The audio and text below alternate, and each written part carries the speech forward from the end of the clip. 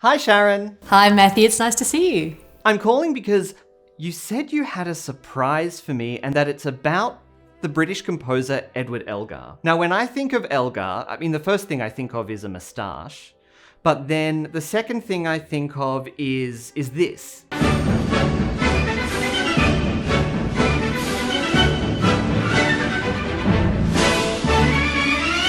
So what have you got to show me? Well, there is that, and it's good fun. There's also this.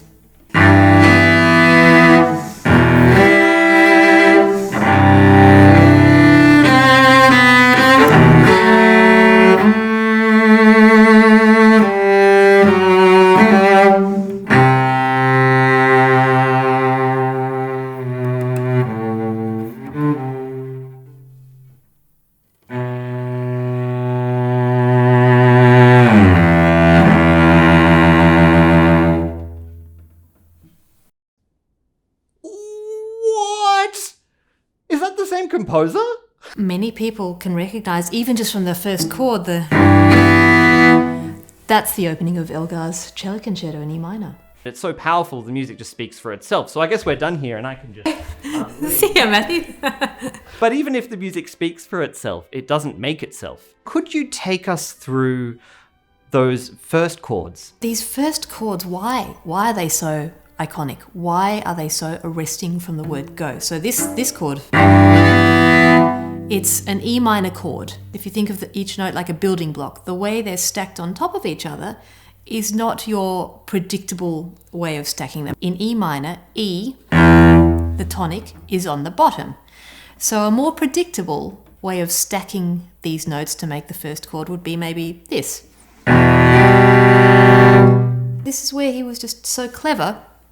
The tonic, that E, which gives us stability when we listen to it, is not on the bottom. The G is on the bottom of the chord. Therefore, we lose the grounding. It's already a little bit more unsettling. On top of that, the tonic, that E, is in the middle, and then we have a B on the top. That is a fifth. So you've got less stability, no tonic on the bottom, and then this unforgiving, piercing interval of the fifth on the top. The second chord, it opens up. It's still that E minor chord. First chord, second chord. Then we get the tonic on the bottom. And there are 4 notes. The third chord, that's a C major chord, which most of the time I think C major, happy, yeah? But again, Elgar doesn't do the predictable thing and just do your regular C major chord. He adds a D on top of it first,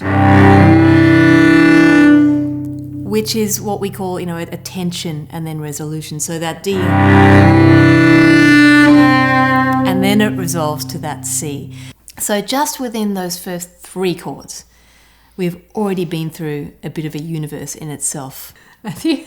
I'm exhausted. I'm so tired already. Yeah. There's a whole concerto to go, are you sure? It's insane. Don't you just stand up at the end of that introduction and just go, I think that's enough for everyone. We're going home now. That's why musicians go to the pub after performances. What would you say to someone who's learning to play this incredible opening?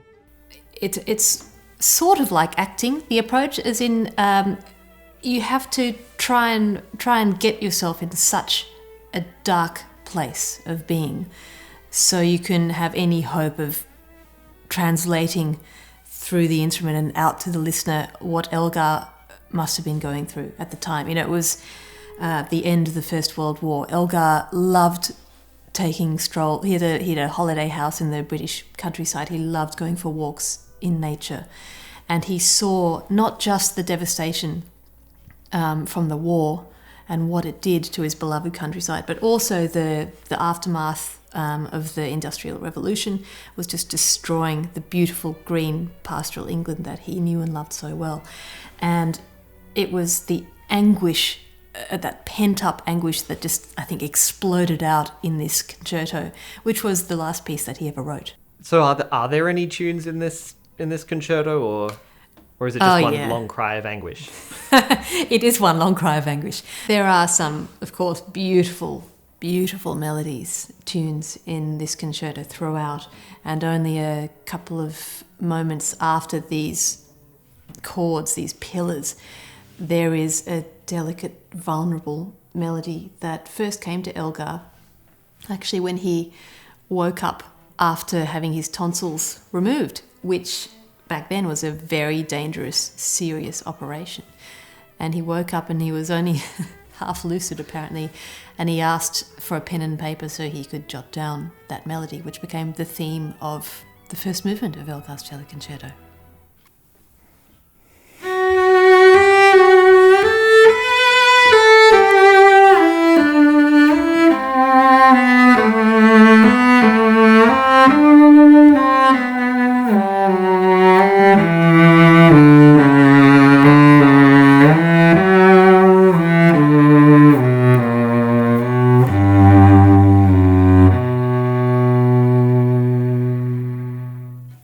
It's got everything that those opening chords don't have, and vice versa.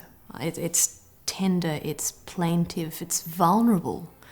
From those anguished open chords to that incredible fragile melody you just played for us, what can I say except thank you for introducing us to the Elgar Cello Concerto. My pleasure, Matthew, anytime.